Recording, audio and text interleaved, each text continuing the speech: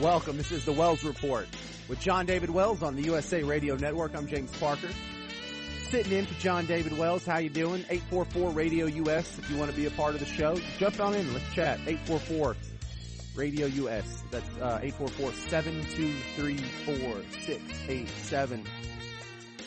Prince Harry wants to ban Fortnite, says it's too addictive. Really? Really? This comes from ABC Channel 7 out of Los Angeles. Britain's Prince Harry has stirred up an international video game controversy. The BBC reports that during a visit to a YMCA, the Duke of Sussex called for a ban on the popular game Fortnite. He said it is designed to get players addicted. I don't know what he's talking about. And called the compulsive behavior children and families. Now, Action News has aired several special reports on Fortnite's popularity.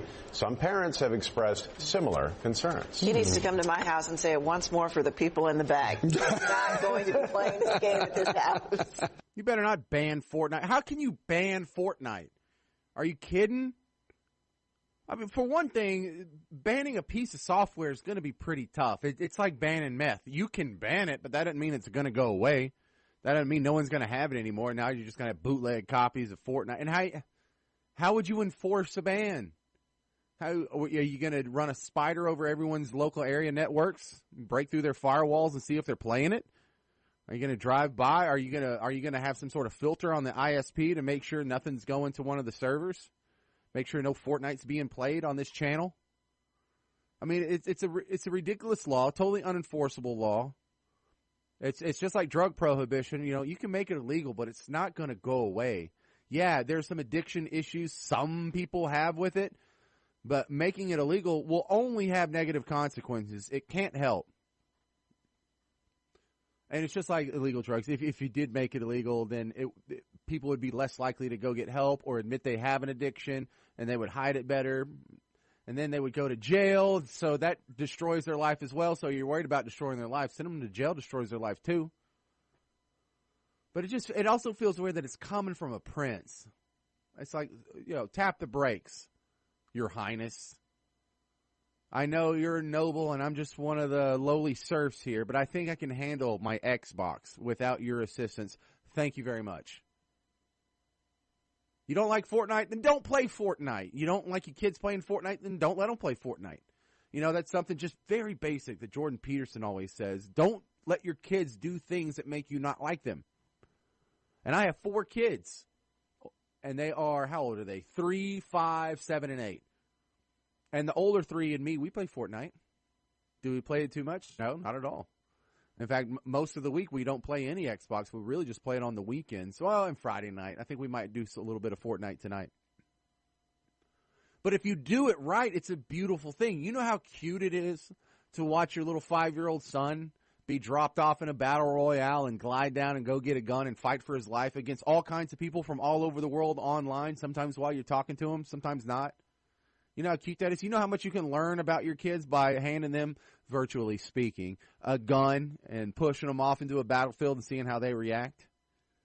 It's so adorable. It's a beautiful bonding experience. You know how cool it is for the kids to be playing this game and having such a tough time they can hand the controller over to dad, and dad does a little bit better than they do? That makes me look cool in front of them. Like, hey, dad's not just some old idiot running around telling us we can and can't do stuff.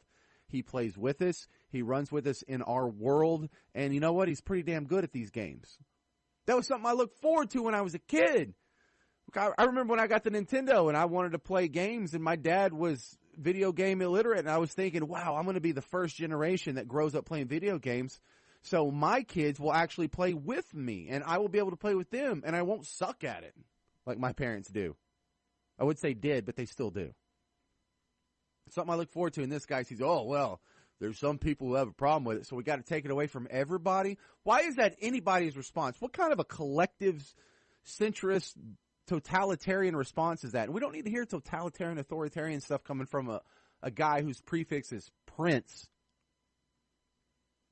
It's a beautiful thing, and it's like so many of these other things that just because a small portion of the population can't handle it, someone has the impulse to take it away from everybody. What kind of sense does that make? You know, like when they talk about cocaine, yeah, it's addictive, but I think the statistic is only like 6% of the people who try cocaine develop a habit. But those 6% have done such a horrible job with it, they've ruined it for everybody. It shouldn't be that way. Same thing with guns. There's over 300 million guns owned by private citizens, and there was, 6,000 murders last year? So we're supposed to restrict the other 300 million guns for the bad actors that happened from 6,000? Or if you want to spread it out to include, aggravated robberies and assaults and, just all gun crimes. Still, it's just a tiny fraction. It's less than 1% of all the guns. You're going to ruin it for everybody else? Does that make sense? It's the same way I feel about when it comes to these food Nazis. That we can't have trans fats used to prepare food in New York City. Or we can't have salt on the table. If you want salt and damn it, you're going to have to ask for it. Well, yeah, there are some people who are irresponsible with their oral cavity, and they stuff their pie hole so full of food that after the years they eat themselves into type 2 diabetes, and it's a big, embarrassing mess.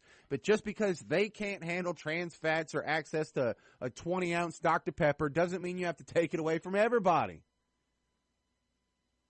And look, some people that are hating this video game addiction don't understand it because they don't know squat about video games. That's another one. You don't know anything about video games. Why are you telling me how addictive Fortnite is and is not?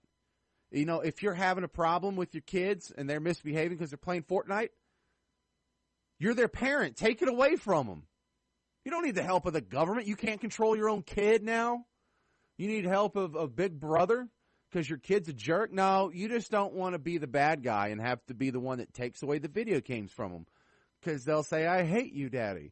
And the youngest one likes to say, it's because the meanest word she knows is stupid. So anytime she gets mad, whatever she's mad at is stupid. Stupid, Daddy! Yeah, I'm stupid. But I don't let my kids behave in ways that make me not like them. I don't let them behave in ways that will make other people not like them. I'm raising decent kids. And we have Fortnite. And we found a balance. But I don't know who's pining for this more. Are some parents pining for it because they saw the negative effects they had on their kids and they don't want other parents to have to go through it? Are they in favor of this ban because their kid hasn't caught on to Fortnite yet, but they don't want that nasty infection to taint their precious little Johnny? I really don't get the rationale behind it. I mean, Prince Harry sounds like just some authoritarian noble looking down on the peasants saying, boy, their weak little minds and constitution couldn't be expected to handle the burden of such a horrible responsibility as Fortnite. How is number 4 doing? She's doing great. Yeah, it's pretty good. Steve over here in the Facebook Live says, people drink and drive like jerks. Which one do you ban, the car or the alcohol? Well, I think we ban the alcohol from the driving experience. But yeah, just because some people can't handle it, they got to ruin it for everybody. That's a good one. Prince Harry, mind your business. How much time do I have here, Phil? 6.5 minutes. Oh, fantastic. 7.5 minutes, sorry. Wait, how many? 7.5. Oh, even more. Good. Because I was just wondering if we had time to do the monologue. It sounds like we do. Is that cool? Are you cool with that, Phil? We do the monologue? Go for it. Well, is your mom listening? Because you know what the last joke is. She's not. Good. Welcome to the monologue. I am your host, James Parker. Oh, thank you. Now you're just being nice. Yesterday, President Trump met with the vice premier of China. Trump's tariffs are taking a toll on the Chinese economy. In fact, thousands of steel workers in China have lost their jobs and are now enrolled in elementary school. Might as well go there. Learn my math.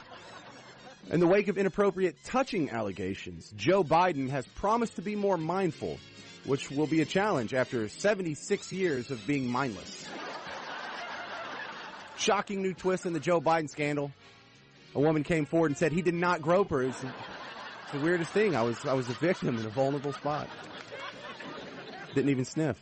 American women are divided on their opinion of Joe Biden. According to a new poll, half of women think he's a pervert. The other half think he's just a creeper. It's just Joe.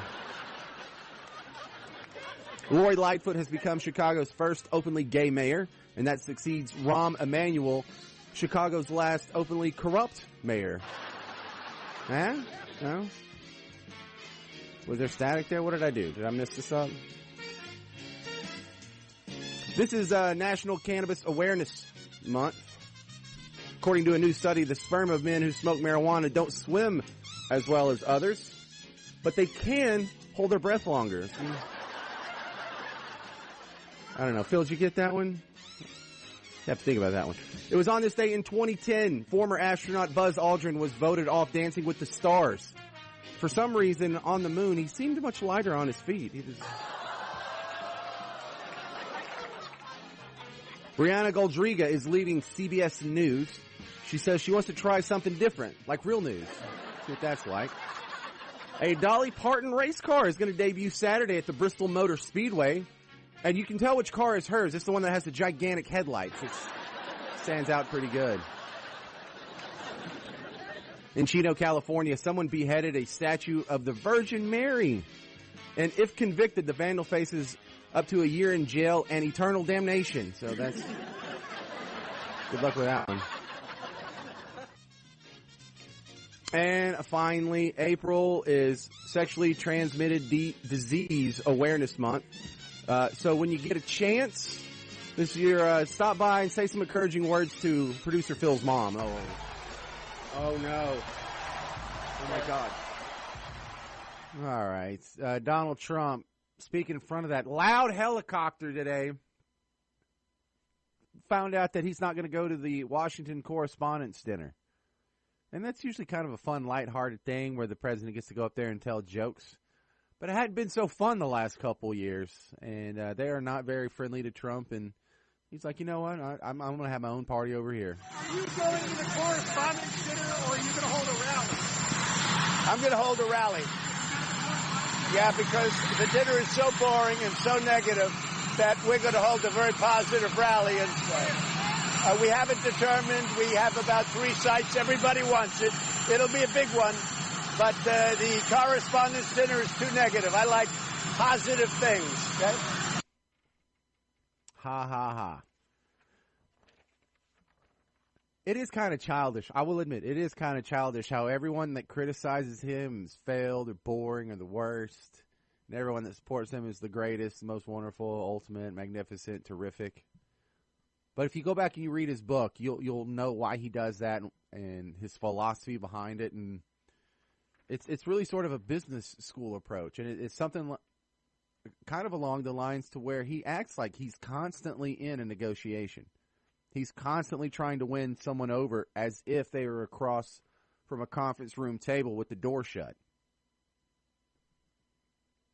It's interesting stuff. If you haven't read his book, take the shortcut. His audiobook is on YouTube for free, Art of the Deal. And if you listen to about the first 2/3 of it, it'll be amazing on next time you have to watch him go through these questions or these press conferences or these interviews. It'll be amazing the patterns you immediately identify and you notice, and you know what he's doing, and you know why he's doing it. You know the reasoning and the history behind it. It changes everything. Art of the Deal for free on YouTube. That's your tip of the day. That's just one of the bonuses you get for sticking around with me while JD's out. Did you hear this story? This is the sweetest, most heartbreaking, but heartwarming story at the same time. It's about 2 years ago. Liz Smith, she's the director of nursing at Franciscan Children's Hospital. It's out in Brighton, Massachusetts. Tiny little girl was born in her ward. And she didn't have any visitors for 5 months. She had some medical issues. And we don't know if it was the medical issues that scared someone off, or mom didn't want to have it, or maybe mom had one of these little secret things where she, maybe she was a big girl and no one noticed, and so not to upset anyone, she just went to the hospital, had it, and then ran off. We don't know at all. We don't know who the mom is at all. We don't know the backstory. We don't know why. We just know that Liz Smith had to walk past this beautiful little baby with bright blue eyes for 5 months. And she didn't have a name. And she didn't have any visitors. And she didn't have a family. And some of these situations happen where someone just moved to town and they don't have any friends and their family's all on the other side of the country. And at least